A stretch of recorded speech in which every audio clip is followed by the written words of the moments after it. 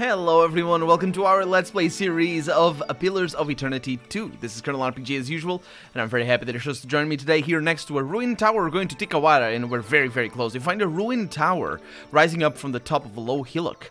The wood and stone structure is stained by oily residue, and it's the same description that we had before when we found one of these things. We're getting a scroll of wind. What else did I get just now? A potion of attuned self. Those can come in handy for the hardest battle in the game. There's a pendant. You pick up the pendant and good things. I'll actually have a look-see because I want to sort this by date, and there it is. That's the grimoire that we got. The pendant probably just was like another pendant. Anyway, we are... Ooh, Crookspur Captain.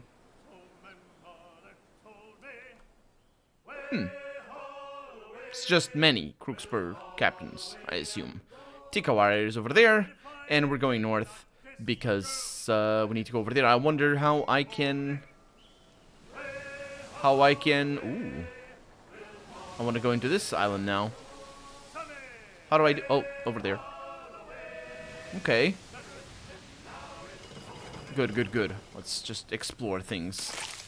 Get some fruit over there. Also, we have somebody injured. I don't think they're gonna be fixed when we go into Tikawara, but maybe that'll happen because it's probably a big city. So I don't know if it's gonna work like Nekataka. Nekataka is ostensibly an important town for us because it's the very first big town that we get. Okay. It's just like that. It's like Nekataka, this one as well. And I didn't notice that we got immediately fixed. You know, healing. Should be easy to check, but we'll find out. Midsummer. And then I can't read that letter. I think it's an M, but I might be wrong. Also clicking the wrong keys. And is this our ship? A ship? Maybe. I am saved. What? Wait. Wait. Let me just situate myself. Learn about Pococohara in Tikawara, the first expedition planned to stop at the island. Oh, it's an expedition. That's right. Okay. So, the governor of Leva Alvari, this is from the first city that we went to. I don't remember. Port Marge, I believe? Maybe? Valiant Trading Company. Maybe it isn't. And then we have, I have been asked by the Valiant Trading Company to track down the original expedition to Pococohara. Sounds good. Sounds like not a city. Hello. Sounds like a huge island, though. The dwarf fans himself with a dish rag. His face is dark and shiny with exertion. Sweat colors wide crescents on his shirt. He looks at you with a drowning man, like a drowning man would look at dry land. Weeks I've been stranded here. The Valiant Trading Company sends no one. Unless... He squints at you, dabbing his brow feverishly with a corner of the rag. Huh. Interesting to say this, because we come from the White Dead Winds. That's just frozen lands. Stuck on a balmy island with plenty of sun. How terrible. Yeah, let's go with that. Luck, you understand. He nods vigorously as the statement escapes him. With an anxious swallow, he glances over his shoulder at a sleepy, ramshackle village. His gaze darts from one grass-thatched hut to another, as if expecting some unspeakable horror to emerge. Let's follow his gaze and see what he's looking at. He isn't fixating on anything in particular, but his eyes widen with unease whenever one of the island Aumawa draw near. He flinches and clears his throat. I only tarry here because my shipmates went to Pococohara to search for Luminous Adra. Did you notice how the voice actor went to Pococohara as he prepared to pronounce the word?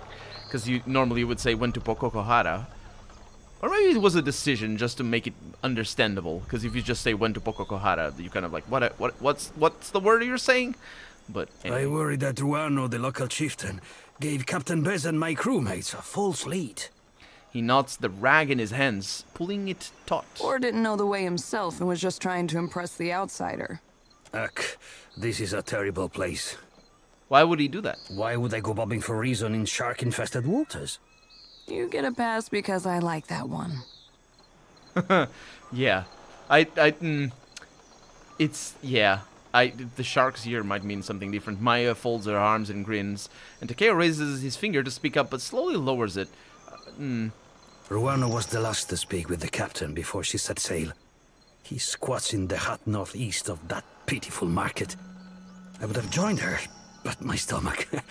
something did not agree. Now it is weeks since they should have returned. I'm only the galley cook, not a search party. I'd say he's one clove short of a bulb. A cozy for my staring. It is unusual to see one of the locals so outfitted. He glances up and down at Maya, mostly up. Can I... what is that supposed to mean?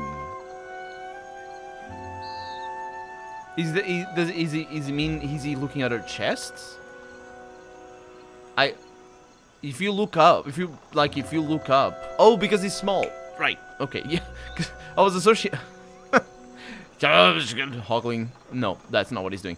Because he's small, and, yeah, glances up and down. I was just thinking, I think of glancing up and down as sort of a passive-aggressive attitude, or not necessarily demeaning, but it does, I mean, I'm probably not the only person that sees it that way, but that's where my mind went, and there was sort of, you know, sort of being appraisal-ish, if that's a word. More unusual than a dwarf with no sense of direction? Okay, what is this? This is history. Vector isn't a Valian name. Interesting. I imagine... Yeah, pay, here's hoping... Yeah, okay, so that's the only question that I can do. Let's go with his name. Bargroon. My grandparents gave up their nomadic ways when they moved to the republics. The Bargroon, we deal with them in the expansions of the first game. A name demoting any of the nomadic tribes of the mountain dwarves. Mountain dwarves being a type of dwarves. That was subclass or sub-race, actually. How is it called? Cultures. Cultures is what it's called. But I see the appeal of staying in one place, one safe place. He dabs at the back of his neck as he glances around. I imagine the company will pay a bounty for word of the expedition? You would search for them? Agrasima. Payment is assumed with the company. They are quick to buy what they do not have. He nods, the first signs of relief showing in his red-rimmed eyes. So what has you so on edge? When we landed on Tikawara, the chieftain gave us a welcome feast for the dukes. We feasted, danced, drank, and slept, only so we could feast, dance, and drink more. The ghost of a smile flits across his face. You were awfully busy for a man claiming to be ill. Per complancanet, music and ale are medicine for the soul. He pats a hand over his heart and gives you a sheepish look. Even so, they did nothing to soften Anaharu. He said we had come to rob and plunder. He and Nairi turned the villagers against us. Did you not come to plunder? Mikera, I misunderstood your mission.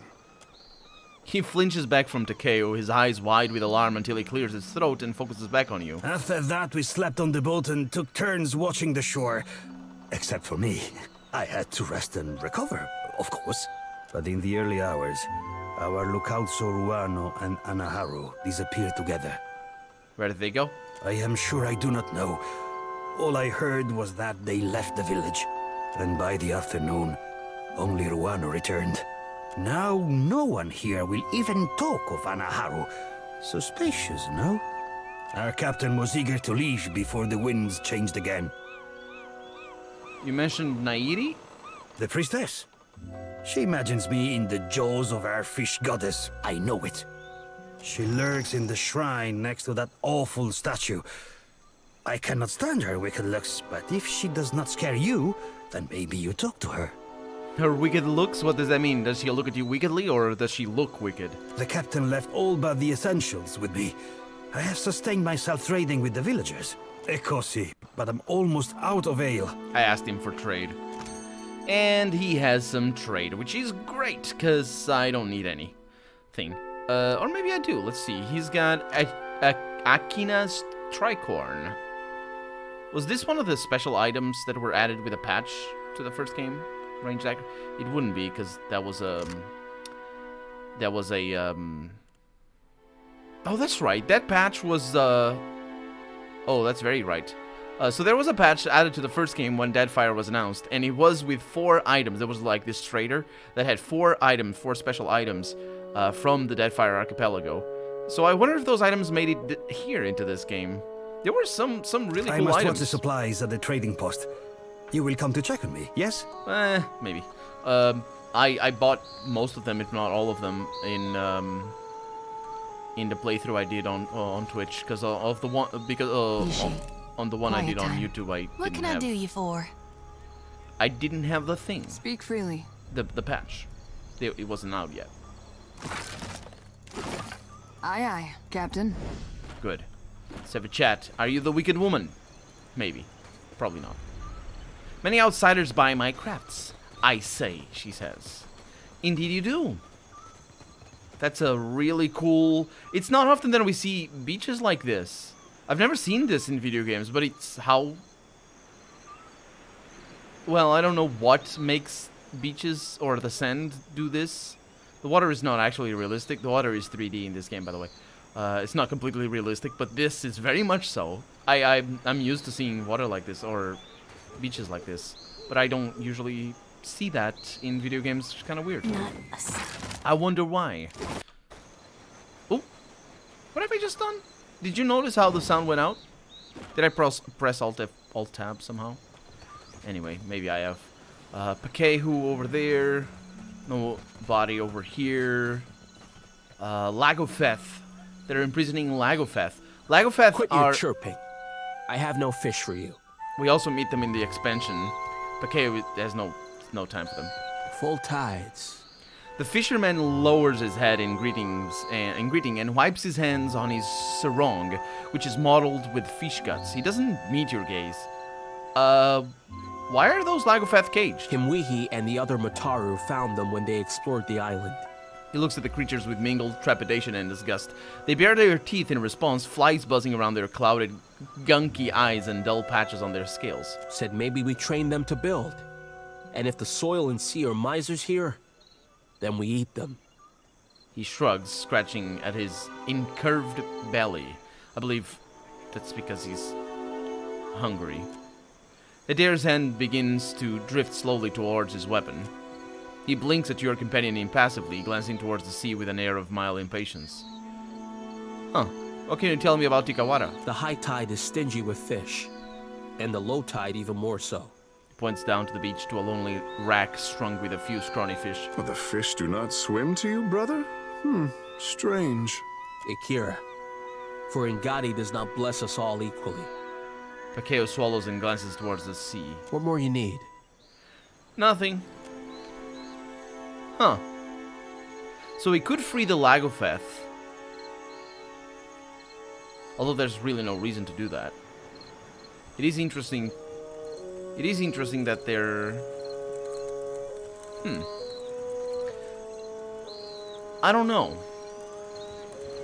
I don't know. There's something to be said. The Lagofeth definitely are... They're like the... I don't remember their names.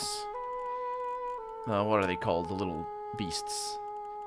They have a name over here. Dragons. They like dragons. Huh, they're not beasts? The primordials? Imps, maybe? Huh. I don't know what they are. Wilders. They're wilders. Zoribs, yeah. So they like Zoribs. They're basically Zoribs, all things considered. Except a lot harder to kill. And that's the definition of their race, is that they're like Zoribs, except tough. Yours to come next time, a challenge. So they're very much used as enemies. I'm listening. In the first game. In the expansion of the first game, I should say. Captain. Don't you say those words like that. I don't understand you. Okay, we got some stuff. Daibo o Osa. Plus health. Maximum health. And what is that? Tar loaf. Sounds good to me. You have my attention. I do enjoy some of that. It is no problem. Rice, anyway. Imuhi, filthy Vector. lizards. Oh, that's her. Even here, I always smell them. Oh, she doesn't like them. Oh, that's why I can talk to her too much, or to the other men too much. The woman stands outside the half-finished building, arms crossed as if in protest of any shelter it might offer. She looks like she's scowling, but the scars on her face make it hard to tell. An outsider in Tiquara? Who are you, stranger? Her hand strays towards a hide belt cinched tightly about her waist. I'm Penumbra, captain of the Astute. A captain! If you had sailed downwind of the island, you would have moved on, I say. I tell Ranga Ruano that the stench of Tikawara will drive away friend and outsider alike. Do you smell it? Surely you can. Your kind of nose is like palm rats. +2 perception, indeed. Can't reply to that, though. Like palm rats. I don't know what a palm rat is. Well, whatever they are, they're cute and amazing. What are you talking about? I speak of the Lagufath. I know. There is no food on this barren island that those monsters do not steal. Her scars are like seams, tugging her face into a scowl. Yeah, but how could you say no to those little faces? There, we have been killed by them. And then we were resurrected. Let's not mention that. Always they circle our village looking for weaknesses. She shakes her finger, making an argument she seems to have made many times before. I pushed the cage with the young ones farther toward the beach, but I smell them even here. Huh. It's no wonder they come here when the beach smells like a Lagofath hatchery. Better to keep them under our thumb than sharpening blow darts, I say. A week ago, I tracked the fish to Hoina Ravine, so I challenged the Mataru to a hunting competition. My mother's belt for the brood mother's head. Grinning, she thumbs the hide belts slung across her waist. It is not every day that newcomers land on our beaches. What say you show me how outsiders deal with Lagufath?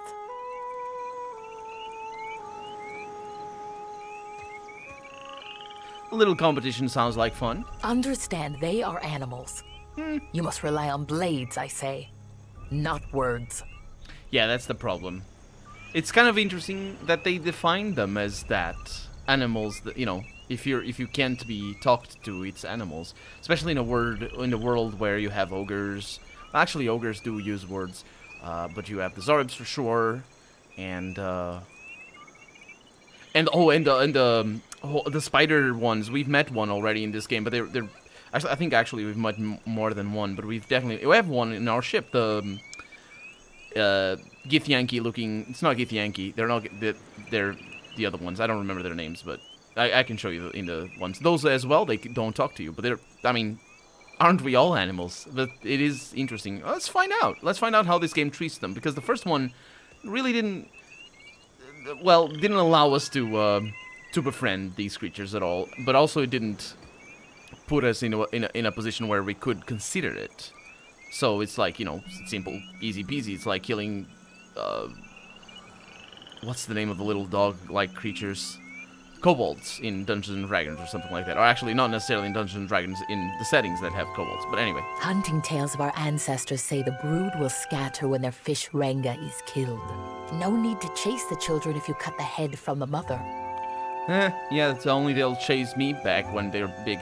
She makes as big as they can get. She makes a sweeping motion across her neck.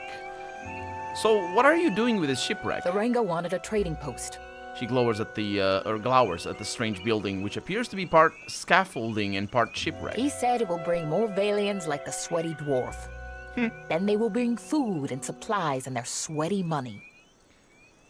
What's wrong with that? Always I stand here. This is no job for the Mataru. We hunt, fight, and lead.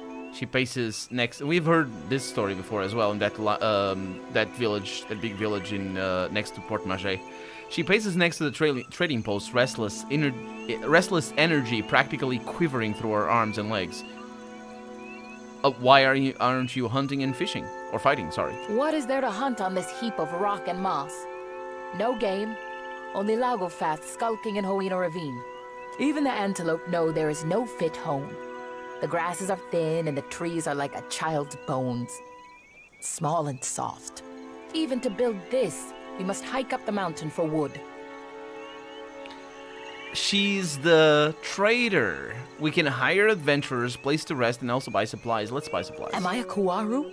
Are you? Do I dirty my fingers with coins 1,000 hands have touched? Never. Go see the sweaty one, the dwarf.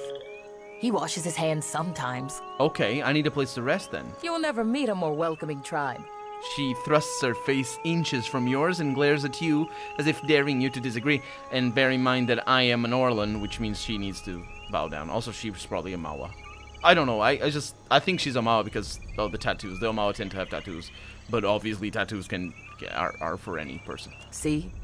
The villagers brawl for the honor of your visit. Do they now? Also, don't you dare tell me you trade. She does not trade. Huh. And we can do party management as well, which is very nice. We can hire the adventurers, but that's not the point. I can... Roparu's mat. We can rest in their mat. Absolutely. Absolutely. It's not this one. I wish they had made different cutscenes for these.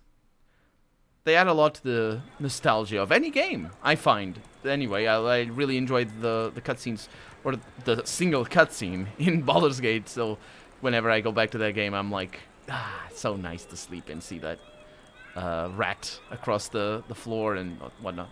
There's 2 cutscenes. There's one out in the wilderness and one in any place whatsoever that's not the wilderness. Let's see. Hey, Vector. I don't think I need to No talk sign of my shipmates on the horizon. I know. It's all fine. Is it Rongi over there? Rongi, I'm rolling the R. Maybe it's not right. Also, this looks like a menacing, terrible serpent I can coming... never eat a dwarf. For what? Play along! I choose the belly, rich and fatty. We are Raparu, you fools. We would only get the gristle between his toes. Ugh. Real quiet now. Gross. Your orders? That was the grossest thing. Why would you eat any... not even about eating the dwarves. That's not the point. The point is, why would you go for the grizzle? I mean, maybe that is the point as well. Don't eat dwarves. Or Lagofeth, for that matter. Hey, can I talk to you? I don't think so. These don't have names. Oh, they do, actually. So let's have a chat with Rongi over here. And this is a very cool looking building right here. And see what she has to say. He has to say? I can zoom in. Maybe he doesn't have, I don't know, breastage going on over there. This Aomao man, there we go, seems lost in thought. His clothes are neat and clean, but he's tugging on the fringe of his sash, which he has worried into a long, loose thread. He looks up at you, his bleary eyes suddenly sharp and alert. What say? You are new to Tikawara? What do you do here? That wasn't a question, interestingly enough. What do you do here? I weave baskets and mats, strong and soft, just as my mother's cousin taught me. In the afternoon, I sell them here. Of course, all that I earn goes back to the Ranga first. This is price share. Yeah, just like Nekataka. I've heard of it. Price share? Ikira. We trust in our Ranga to dispense our food, goods, and coin to the tribe. The Mataru get the best of all, and then the Kwaru. The Raparu share what is left among themselves. I get the... let's put it like this. The political context in which this is written. Because the parallel that I would have as somebody who studied history, at least in... well... In as far as I have studied history, the parallel, like this makes sense for him to put it like that, but historically speaking, the parallels wouldn't work quite like that. When he says, we trust, let's see, when he puts the trust, so he sort of puts the,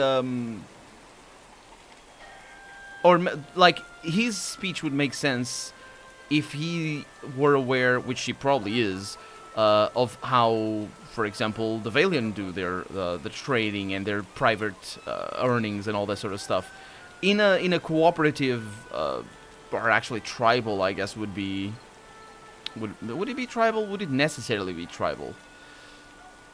I don't know if it would necessarily be tribal, but anyway, in a very cooperative, family-oriented and group-oriented sort of village like this, they wouldn't have the notion of ownership that is blatant, not blatant, I know it sounded like blatant, I meant latent, with, when he says this, I weave baskets and mats, strong and soft, in the afternoon I sell them here.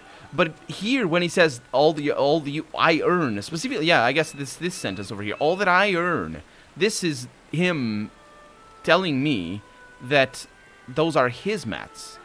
And historically speaking, and not necessarily it doesn't have to be like this, but historically speaking, there's no indication, and it's highly likely that they wouldn't, in populations that have this sort of economical structure, it's very likely that they don't consider the mats to be theirs, or anybody's for that matter, even when they are made for trade.